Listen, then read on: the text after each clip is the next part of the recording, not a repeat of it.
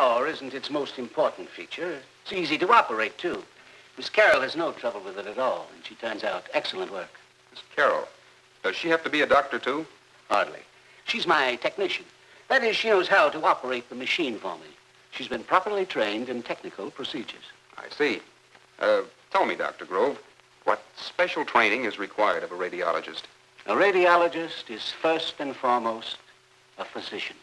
You mean he has the same basic training as other doctors of medicine? Yes, and more so. For after he's finished his regular medical training, he goes on with special studies and clinical work under competent teachers in the use of the X-ray in diagnosis and treatment.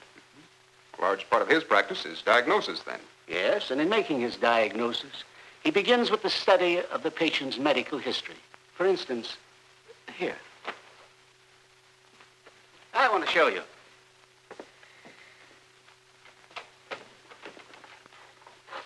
This is my record card on the case of the patient of Dr. Petrie. I see. I've made a fluoroscopic study, several radiographs, and I've prepared a diagnostic report on the case in which I have correlated her history and other clinical data with my findings. I'll give the report to Dr. Petrie, who should be here any moment. If you like, you may listen in on our discussion. Oh, thank you, Doctor. I'd like to very much. Sit down. Oh, good morning, Doctor. Oh, Doctor. Bill Borden, Dr. Petrie. How do you do, sir? Glad to meet you, sir. Sit down, Doctor. Thank you. Doctor, I'm quite concerned about Mrs. Oliver. What did you find? Her heart and lungs look fine. There is a slight defect, however, at the lower end of the stomach, which is very suggestive of an early growth.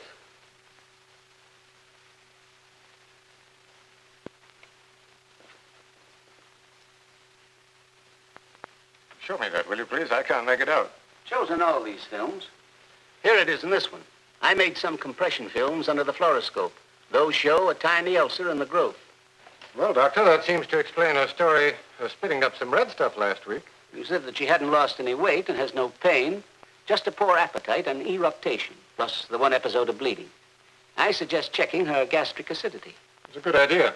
If it's very low, I think we should explore her stomach, because the chance of its being malignant is at about 10 to 1, and prompt surgery will save her life. On the other hand, if her acidity is high, I would think it would be wise to treat her as an ulcer case for a couple of weeks. Then let me check her stomach again. That sounds right to me. I'll have a gastric analysis made tomorrow morning. And thanks for your good work, Doctor. As usual. Glad to meet you, Mr. Borden. Good day, sir.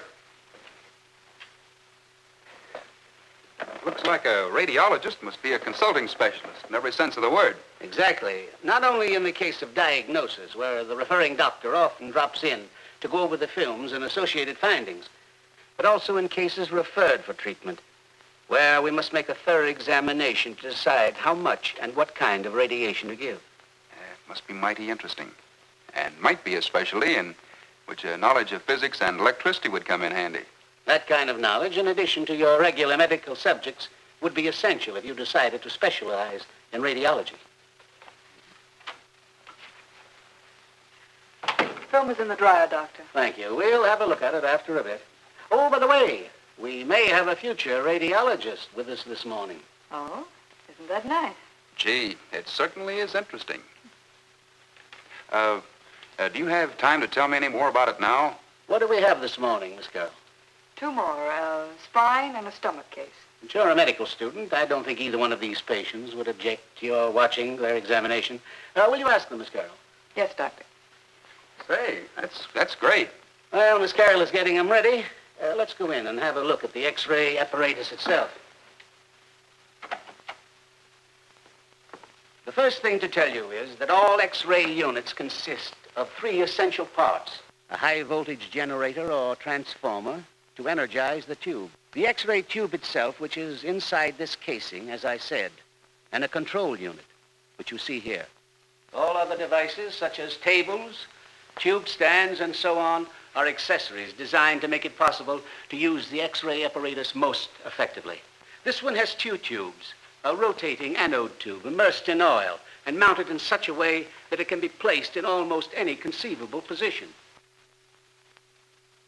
Then down here, under the tabletop, is the second tube, used mostly in fluoroscopy, with its X-ray beam coming up through the tabletop. Both tubes are connected by shockproof cables to the transformer over in this heavy tank. Both transformer and rectifier tubes are immersed in oil. In turn, this is connected to the control stand in the booth. On the stand or panel, we have all the switches, meters, and other devices necessary to control every energy factor that goes into the making of a radiograph. Certainly are a lot of gadgets on that. Yes, but each has its specific part of the job to do. Does every X-ray machine have as many controls and meters as that? Oh, no. Come into the utility room, and I'll show you some of our other apparatus. The smallest we have is this portable unit that can be taken out in emergencies. Cases in which the patient can't be brought into the office or moved to the hospital. It's a unit that will do certain types of work very well. Veterinarians use this type of apparatus, too. On many occasions, you find them examining lame horses with small portable machines. But most of their work is done on household pets, which get broken bones or dislocations or swallow their toys. And there certainly are a lot of places for X-ray. More places than most folks know about. Yes. Why, all the average person knows about it is that it's used by dentists to examine teeth. That's right. I hadn't even mentioned that. Why, you could probably find X-rays at work in 1,000 dental offices right this minute. Most dentists today insist on a full-mouth set of X-rays before they will even begin work on a new patient. They show up decayed spots between the teeth where they can't be seen with the eye. They show abscesses, pyorrhea, trouble that has started under fillings already in the teeth, impacted teeth. Literally dozens of conditions that the dentist needs to know, but of the type that he couldn't possibly find out without X-ray. Do dental X-ray machines have much power? Comparatively little. But in a pinch, they can do about as much as a portable. Jaws, sinuses, bones. I shouldn't think you'd need a big machine very often. We do, though. Miss Carroll ought to be ready now with a case that would be very difficult, if not impossible, to do properly with a small unit. On this patient, we want to examine the lumbar spine, the 5 big vertebrae that lie between the rib section, or dorsal vertebrae, and the large triangular bone that connects the spine to the hip bone. The great difficulty in radiographing it comes of 2 factors. First, the wide variation in X-ray density of intervening tissue in different people. And second, the curvature of the lumbar spine as the patient lies on her side in position for radiography. So we must have adequate power under perfect control and correct positioning of both tube and patient. First, we locate the lower end of the 5th lumbar vertebrae here and the upper end of the 1st lumbar vertebrae here and draw an imaginary line between the two. Now, tilt the X-ray tube so that its central ray crosses the line at right angles. And very important, be sure that the tube stand and film holder are so adjusted that its central ray passes not only through the center of the imaginary line, but also through the center of the film. To hold the patient absolutely still to avoid a blurred image, such as you might get in an ordinary photograph, if your subject move, we put this immobilizing band in place. Ready to make a radiograph. Go ahead, Miss Carroll. That's all for now, Mrs. Clausen. I'll send a report to Dr. Robertson. Thank you, Doctor. And I hope you're feeling better soon. Thank you. Is the next patient ready, Miss Carroll? Right away, Doctor. About all we've talked about so far is bony structure, which shows up very well. But the next case brings up a different problem and involves the use of fluoroscopy. I shall have to put on my lead rubber gloves and apron for this. Lead rubber gloves and apron? Yes, for protection. There's such a thing as getting too much X-ray, and people who work around it continually are careful to protect themselves from its cumulative effects. We generally use lead in some form or other, as lead is quite opaque to X-ray. These dark glasses permit my eyes to accommodate themselves to the darkness in which we must work. Is that type of protection essential in fluoroscopy? Always. I'll just set the controls for fluoroscopy. We don't need such high current for that. Only 3 or 4 milliamperes.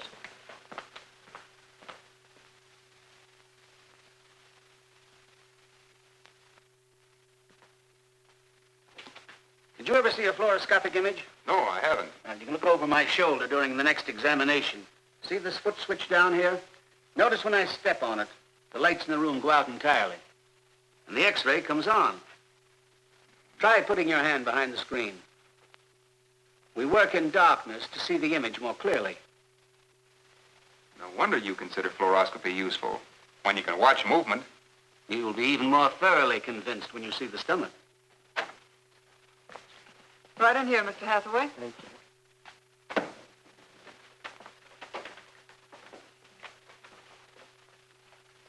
Hello, Mr. Hathaway. I'll be with you in a moment. The stomach in its normal condition is not opaque to X-ray.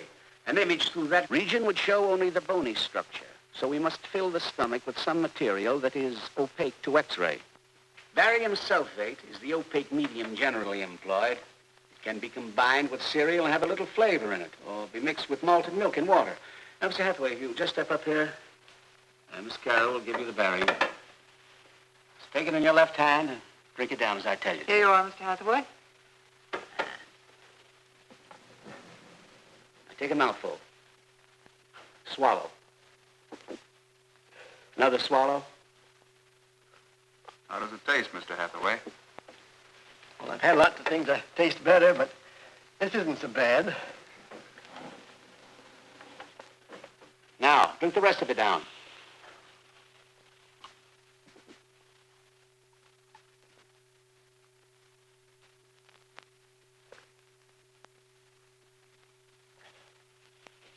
About full. Now, Bill, get down here where you can see well.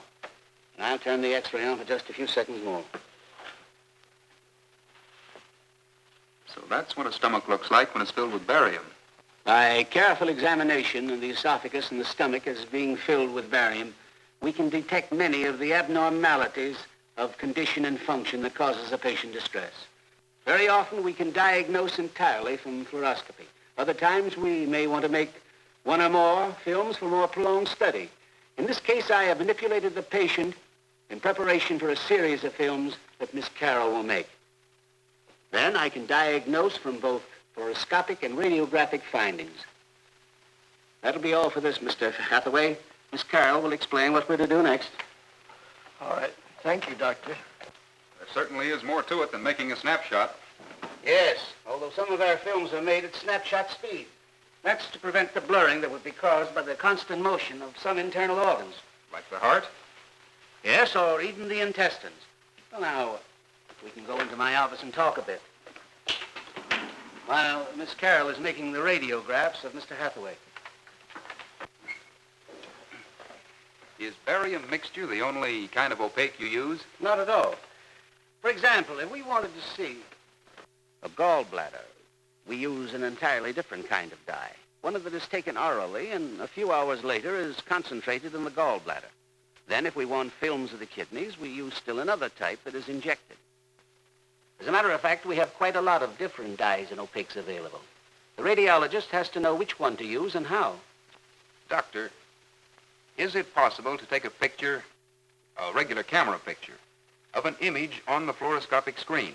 It's interesting that you should have asked that question, but rather natural. People have tried for years to do that very thing.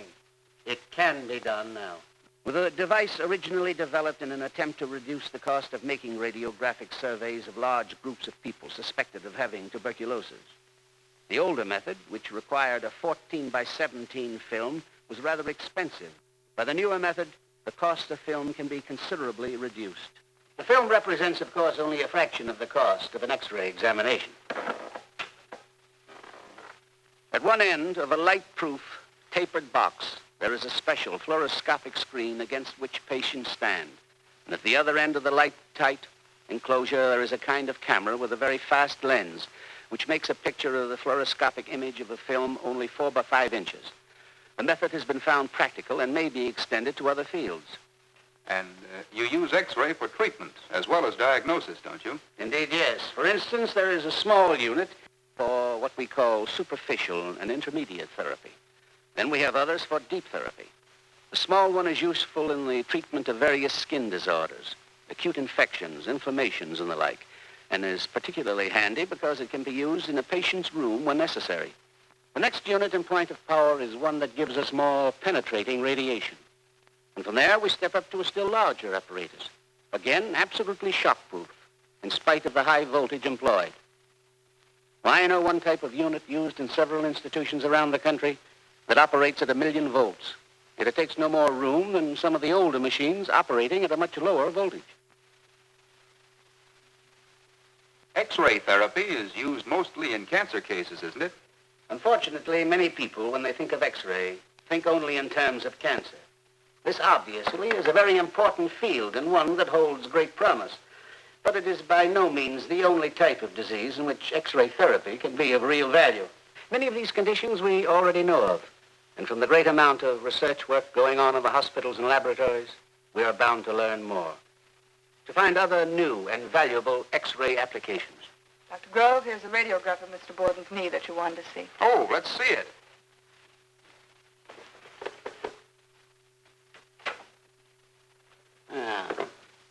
Why, there's no fracture there, or any dislocation. Just a strained ligament, probably. It'll come along. Well, that's a relief. That's a nice thing about radiology. With X-rays, we can tell what is not wrong as well as what is. You're right. There's no guesswork there. Right. And that's just why radiology has come along as fast as it has. Why, in my own lifetime, I've seen it grow from a crude plaything, new and unknown, to what it is today, a full-fledged servant of mankind, already applied to a multitude of tasks in science and industry, contributing importantly to the safety, comfort, and health of man. And what about a young man like me? For a young man like you, the science is still so new that one can scarcely imagine the many applications of X-rays that will come along. But on the sound foundation established by the work of such men as Röntgen and Coolidge, new developments of vital importance to the industrial and medical sciences will be built.